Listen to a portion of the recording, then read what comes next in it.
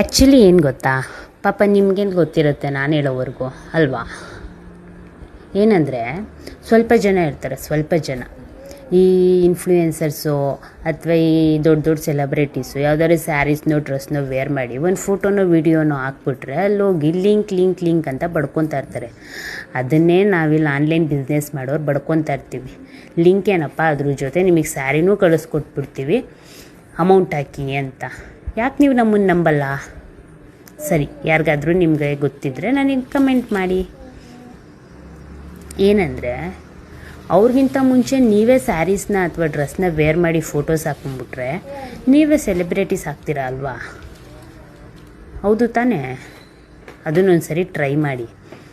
ಅಯ್ಯೋ, ಅವ್ರೇನು ಫಾರಿನಿಂದ ಎಲ್ಲ ತರಿಸಲ್ಲ ಕಣ್ರಿ, ಸ್ಯಾರೀಸ್ನ ಡ್ರೆಸ್ಸಸ್ನ ನಾವೆಲ್ಲಿಂದ ತರಿಸ್ತೀವೋ ಅಲ್ಲಿಂದನೇ ತರಿಸೋದು.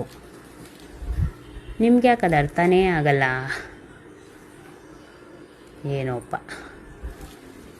ಹೌದು, ಕೆಲವೊಬ್ರಿಗೆ ಟ್ರಸ್ಟ್ ಇಶ್ಯೂ ಇರುತ್ತೆ, ಆದರೂ ನೀವು ನಮ್ಮನ್ನು ನಂಬೇಕಪ್ಪ, ಹೌದಲ್ವಾ? ಏನಂತೀರಾ ಗಾಯ್ಸ್? ಕಮೆಂಟ್ ಮಾಡಿ.